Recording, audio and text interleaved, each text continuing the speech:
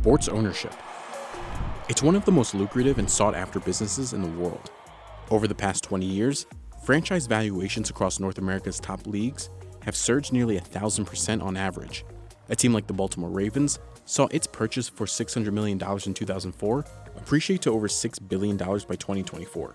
Nearly all of these teams are privately owned, mostly by wealthy families that have passed on ownership from one generation to the next. And for many of them, sports teams are less about pure profits and more about the prestige, a vanity asset that often serves one ultimate goal. For most owners, their main goal is not to generate the highest possible profit.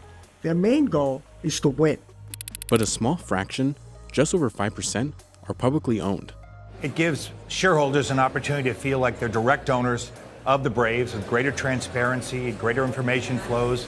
But that greater transparency is also one of the reasons why few teams choose that path. Studies have shown that sports owners use their teams to avoid taxes, for example. That's not doable if a team is public. There's also no longer one controlling owner with ultimate authority and responsibility for the team's decisions. Another is the pressure to keep shareholders and fans happy. It's not a cash-on-cash return that you're really following. It's when you build the brand and you sell the team that you make your money, not quarter by quarter. That's just not the way it works.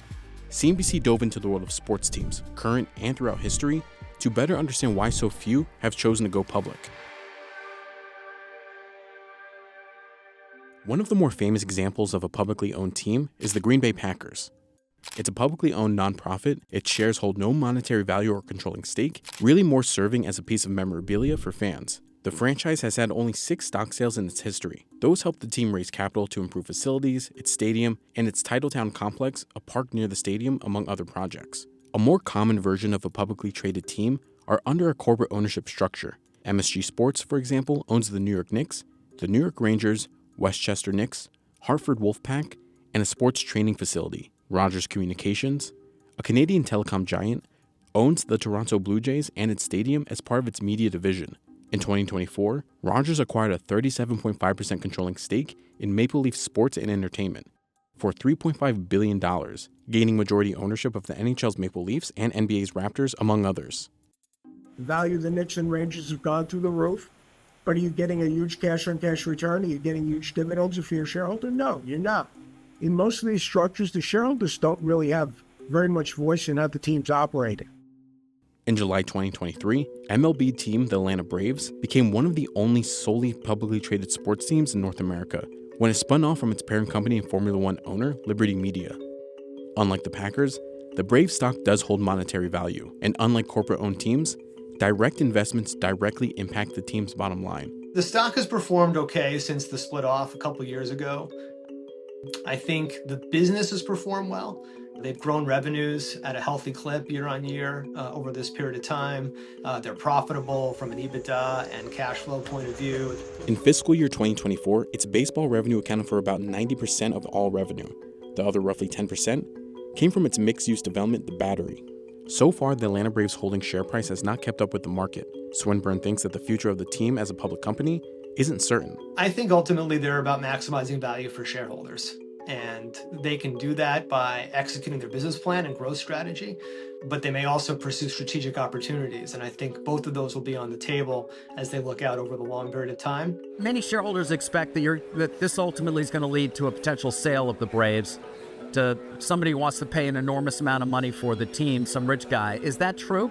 Well, I think we have created a path where that can happen, but that certainly we have no plan or intent. The goal of an IPO is simple. It's to generate capital based off a company's current or speculative valuation. It's an attempt to increase liquidity for ownership and early investors, bolster brand visibility, and the ability to raise more money down the road. While there are pros and cons for a sports franchise to go public, history suggests the negative impacts on the team and its fan base outweigh any positives. Just take what happened to the Boston Celtics and Cleveland Guardians. In 1986, the Celtics launched an IPO that sold 2.6 million shares at $18.50 each. The Cleveland Indians, today called the Guardians, did the same thing in 1998 by selling 4 million shares between $14 and $16. The goal was to quickly raise capital by attracting investors who were interested in the sports business. The Celtics quickly saw how tough it was to keep both the fans and investors happy. In order to run a highly competitive team that can make a deep playoff run, you need to spend money, and you need to spend a ton of it. Player contracts, facility upgrades, and investments in marketing and branding all pile up.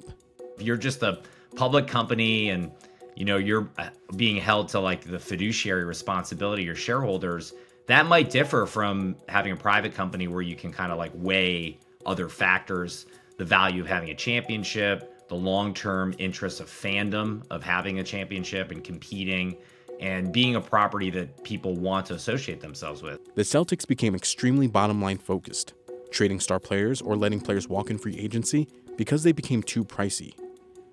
Between 1992 and 2002, the team missed the playoffs 7 times, and the team went private in 2002 at a $360 million buyout. On March 20th, 2025, the team was sold again for $6.1 billion, the largest transaction in sports franchise history. That's a nearly 1,600% increase from its last sale. After having a less than 50% winning record for decades, Cleveland's finances took off after moving to a publicly funded stadium with low rent in 1994. The team's performance followed suit, with 2 American League wins but World Series defeats in 1995 and 1997. But keeping up with success isn't easy, so in an effort to secure more funding for star players, handle stadium costs, and generate fan engagement, the team filed for an IPO. But the limited control over decision-making and the inability to avoid taxes all made it difficult to maintain. It's a disaster. I mean, look, if you're a fan, you want an owner that's going to spend money on his team, right? If you're a shareholder, you want an owner that doesn't spend money on his team. Well, if the owner pleases his shareholders, if it's a public company, okay, he's not going to be making his fans happy. So you can't have both. It doesn't work. That's why the vast majority of teams are private. In 1999, the team was purchased by investor Larry Dolan for $323 million. At the time, the most ever paid for a baseball team, just a year after going public. While they don't play in a North American sports league, British Premier League's biggest and most successful soccer team, Manchester United, has been trading on the New York Stock Exchange since 2012. The team is a more recent example of how going public can make long-term sporting and financial success hard to achieve. At the time of its IPO, shares were sold at $14 each. As of March 27, 2025, the price per share was at $13.58, well underperforming the market.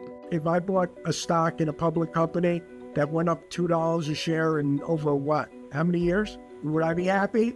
Probably not. But people don't buy Man U stock to make the maximum profit. They're probably fans of the team and hope on exit they'll make a big profit. The relationship between Manchester United fans and majority stakeholder the Glazer family has been fraught too. On March 9, 2025, thousands of fans marched in protest of the family who bought the team in 2005, in a leveraged buyout that plunged the team into major debt. Fans and billionaire investors have tried to take back ownership for decades, but unsuccessfully. Since going public, the team went through 7 managers and a string of inconsistent seasons on the pitch, and no Premier League title since 2012. In 2024, the Glazers lost control of the team's football operations. British billionaire Jim Ratcliffe bought 27.7% stake for around $1.6 billion in the team. Taking a team public is rare in today's sports world. Strict approval processes and league rules dictate what a team can and cannot do.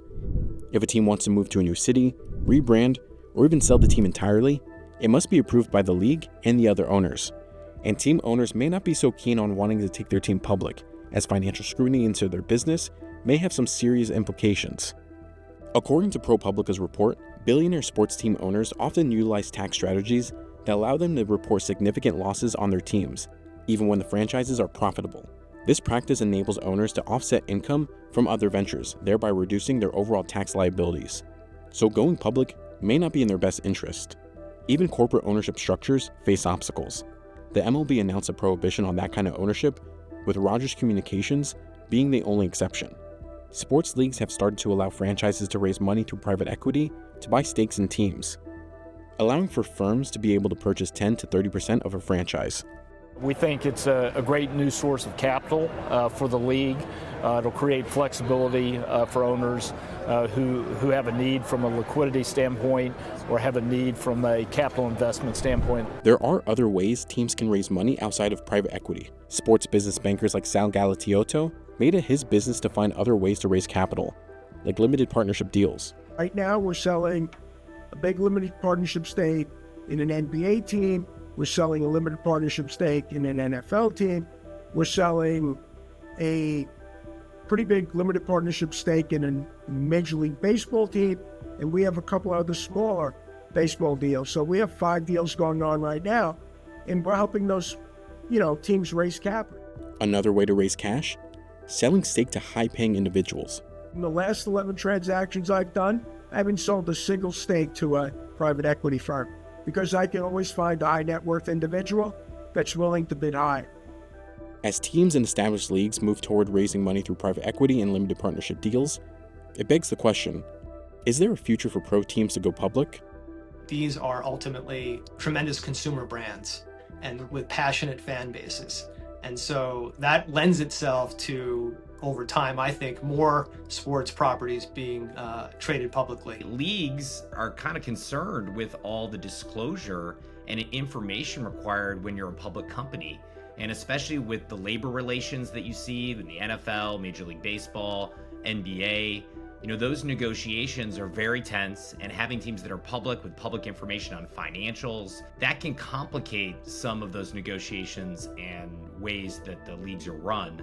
It's kind of like in sometimes a kind of country club type setup, and they want to have one owner or one control person for every club. And when you have a public entity, it's much harder because you're going to be beholden to those shareholders.